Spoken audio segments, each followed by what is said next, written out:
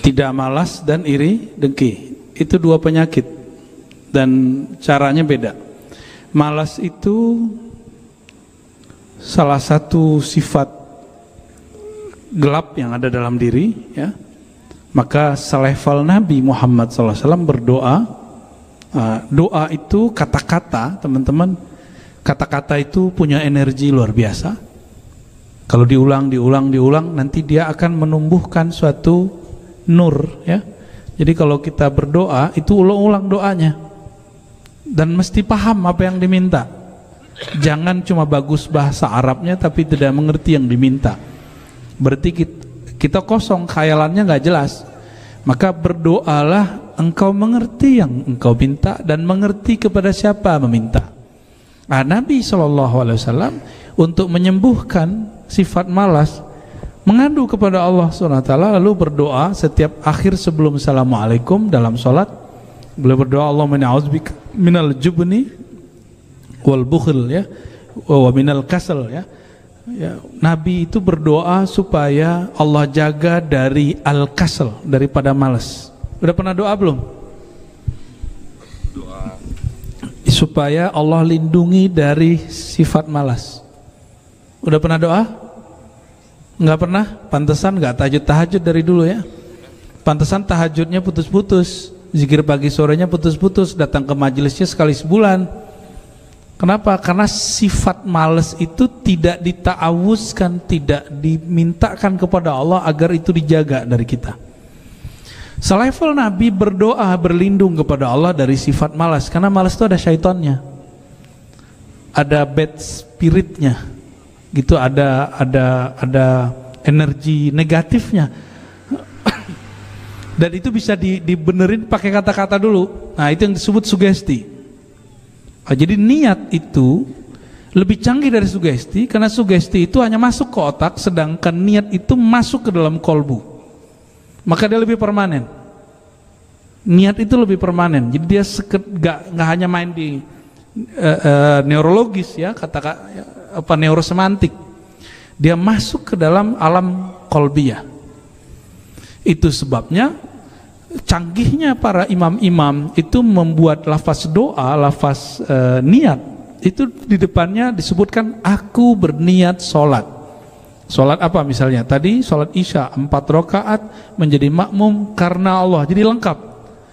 Jadi menanam sugesti itu kalau cuma sampai saya cinta, saya maaf, saya lega, saya terima, itu cuma sampai di sini. Tapi kalau disebut karena Allah, itu langsung masuk ke dalam kolbu. Jadi kalau ingin menanam kata-kata baik, energi-energi positif di dalam kolbu, sertakan Allah di dalam diri. Ya, waladzikrullahi akbar, ada satu rumus di Quran, sungguh menyebut nama Allah itu efeknya sangat besar sekali. Waladzikrullahi akbar. Ya.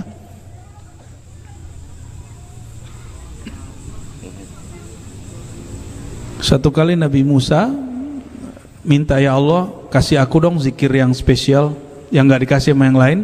Dikasihnya sama seperti orang awam. Apa zikirnya? Zikir yang Bang Dik sudah hafal dari kecil, la ilaha illallah. Nabi Musa protes, ya Allah ini mah anak awam juga ngerti. Apa jawaban Allah? Hei Musa, kamu lihat langit, kamu lihat bumi, coba perhatikan, aku timbang la ilaha illallah dengan langit dan bumi, mana yang berat? Lebih berat la ilaha illallah, karena ada lafaz Allah. Maka kolbu yang diisi dengan lafaz Allah, Allah itu kolbunya kualitasnya berat, dia sangat berkualitas.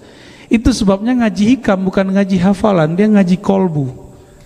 Nah, kalau mau ngaji hikam, mau jadi guru hikam nih teman-teman pendakwah, santri, dai atau mahasiswa, bukan dengan pintar baca kitab.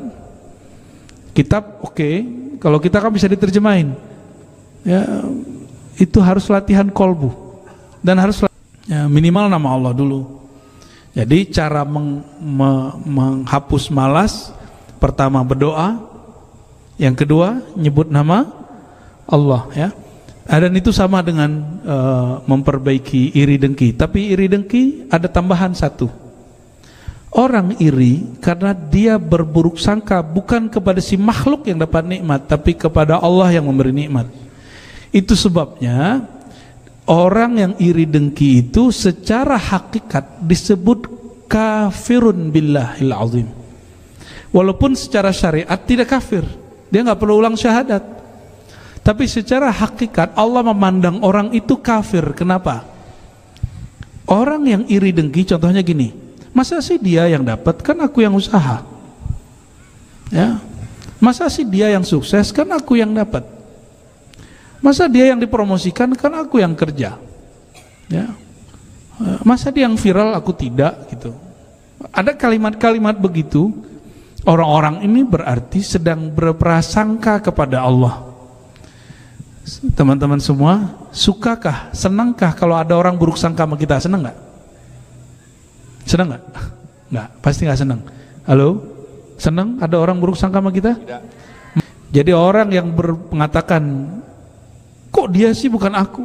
Nah, orang ini iri dengki, dia sedang menyatakan permusuhan. Ya, undang-undang Bang Dik ya. Kalau nggak sukses juga jangan kemudian gantung diri ya. Ya, gantung sepatu aja nggak apa-apa. Allahumma shalli ala sayyidina Muhammad.